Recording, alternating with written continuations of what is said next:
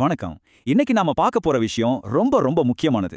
20ஆம் நூற்றாண்டோட பிற்பகுதியில நடந்த மிக மோசமான, அதே சமயம் ரொம்பவும் சிக்கலான மோதல்களில் ஒன்றான ஈரான்-ஈராக் போர் குறித்த இந்த வரலாற்று அலசலுக்குள் நம்ம நுழைய போறோம். பல தசாப்தங்களா மத்திய கிழக்கு நாடுகளோட அரசியல வடிவமைச்ச ஒரு போரை தெளிவா புரிஞ்சுக்கலாம் வாங்க. சின்னதா ஆரம்பிச்ச ஒரு எல்லை பிரச்சனை எப்படி 8 வருஷம் நீடிச்ச ஒரு உலகளாவிய பேரழிவா மாறுச்சுன்னு யோசிச்சு பார்த்திருக்கீங்களா? அதான் நம்ம பார்க்க போறோம். வெறும் பிராந்திய பிரச்சனையா தொடங்கியது எப்படி வல்லரசுகளோட கூட்டணிகளாலையும் கொடூரமான ராணுவ தந்திரங்களாலையும் ஒரு பயங்கரமான போரா உருமாறுச்சுங்கிறது ரொம்பவே சுவாரஸ்யமான ஒண்ணு. இந்த மொத்த குழப்பத்தையும் ஒரு 6 முக்கிய கட்டங்களா பிரிச்சு பார்க்கலாம். 1. புரட்சியும் ஈராக் படையெடுப்போம். 2. மனித அலைகள் மற்றும் அகழிப்போர். 3. வல்லரசுகளின் தலையீடு. 4. இரசாயன ஆயுதங்கள் மற்றும் நகரங்கள் மீதான தாக்குதல். 5. எண்ணெய் கப்பல் போர். கடைசியா 6. போர் நிறுத்தம் மற்றும் பிளவுபட்ட பிராந்தியம். நாம ஆழமா பார்க்கறதுக்கு முன்னாடி 1980 முதல் 1988 வரைக்கும் நடந்த இந்த நிகழ்வுகளோட காலக்கோடு இதோ.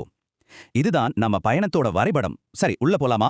முதல் கட்டம் புரட்சியும் Iraq படையெடுப்பும்.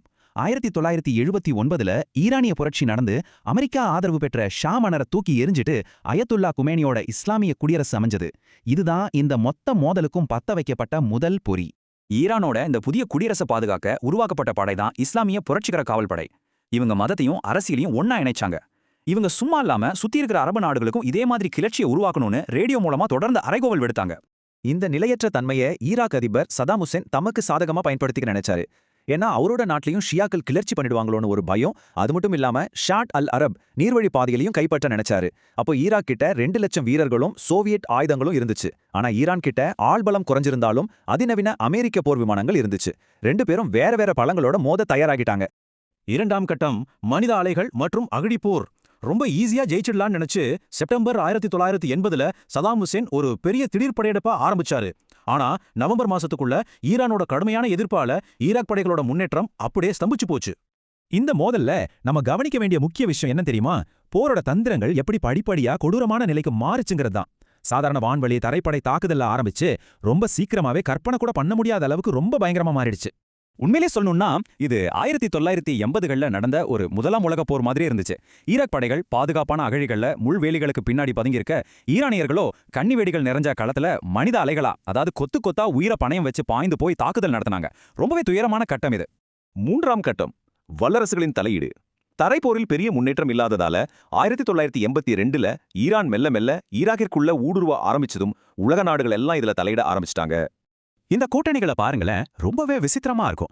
America, Soviet union, Israel, சீனா, சவுதி அரேபியான்னு உலக வல்லரசுகளும் பிராந்திய நாடுகளும் உள்ள வந்தாங்க. இதுல ஆச்சரியம் என்னன்னா, 2 தரப்புல எந்த நாடும் முழுமையா ஜெயிச்சிடக்கூடாதுங்கிறதுக்காகவே 2 பக்கமும் ஆயுதங்களையும் நிதியையும் மாத்தி மாத்தி கொடுத்து ஒரு பெரிய உலகளாவிய சதுரங்க ஆட்டமே ஆடினாங்க. 4ஆம் கட்டம் இரசாயன ஆயுதங்கள் மற்றும் நகர தாக்குதல்கள். போர் முட்டுக்கட்டையா நின்னதாலையும் ஈரானிய படைகள் ஈராக் எல்லைக்குள் தொடர்ந்து முன்னேறியதாலையும் சதாம் ஹுசைன் போரின் போக்க மாத்த புதிய மிக கொடூரமான வழிகளை கையாள தொடங்கினாரு. ஈராக் சட்டவிரோதமான ரசாயன ஆயுதங்களை, அதாவது மஸ்டர்ட் கேஸ், நரம்பு மண்டலத்தை தாக்கும் ரசாயனங்கள்னு எல்லாத்தையும் பயன்படுத்தினாங்க. ஹலாப்ஜா படுகொலையில குர்திஷ் சிறுபான்மையினர் மீதும் தாக்குதல் நடந்துச்சு. ஆனா உலகம் இதை பெருசா கண்டுக்கல. இது பத்தாதுன்னு 2 நாடுகளுமே எல்லையை தாண்டி டெஹரான், பாக்தாதுன்னு ஒருத்தரோட தலைநகரங்கள் மேல இன்னொருத்தர் கண்மூடித்தனமா பாலிஸ்டிக் ஏவுகணைகளை வீச ஆரம்பிச்சாங்க. இதுதான் நகரங்களின் போர். 5ஆம் கட்டம் எண்ணெய் கப்பல் போர். 1984ஆம் ஆண்டளவில் இந்த மோதல் அகழிகளையும் நகரங்களையும் தாண்டி உலக பொருளாதாரத்தோட உயிர்நாடியான பாரசீக வளைகுடா பகுதிக்கும் பரவியது. இது எப்படி தீவிரமடைஞ்சதுன்னு பாருங்க. 1984ல ஈரானிய எண்ணெய் கப்பல்களை ஈராக் தாக்க பதிலுக்கு ஈரான் ஈராக்கின் கப்பல்களை தாக்குச்சு. இதுல 400க்கும் மேற்பட்ட அப்பாவி மாலுமிகள் கொல்லப்பட்டாங்க. உலக எண்ணெய் வர்த்தகமே ஆட்டம் கண்டதால வேற வழி இல்லாம அமெரிக்க கடற்படை குவைத் கப்பல்களுக்கு பாதுகாப்பளிக்க நேரடியாக தலையிட வேண்டிய சூழல் உருவாகிருச்சு. கடைசி கட்டம் போர் நிறுத்தம் மற்றும் பிளவுபட்ட பிராந்தியம். நாம 1988 நெருங்கும் போது 8 வருஷ போரோட விளைவா 2 நாடுகளுமே பொருளாதார ரீதியா முற்றிலும் அழிஞ்சு எப்படியாவது இந்த போரை முடிச்சா போதுங்கிற மனநிலைக்கு வந்துட்டாங்க. ஜூலை 1988ல ஒரு மிக துயரமான சம்பவம் நடந்துச்சு.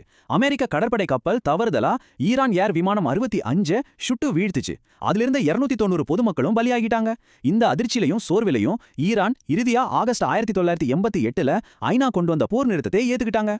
இதுல நாம நெஞ்ச உழுக்கக்கூடிய ஒரு விஷயம் என்னன்னா, இந்த மோதலோட மனித விலதாங்க. ராணுவத்தினர், பொதுமக்கள்னு 2 தரப்புலையும் சேர்த்து 10 லட்சத்துக்கும் மேலான, அதாவது 1 மில்லியனுக்கும் அதிகமான உயிர்கள் பறி போயிருச்சு.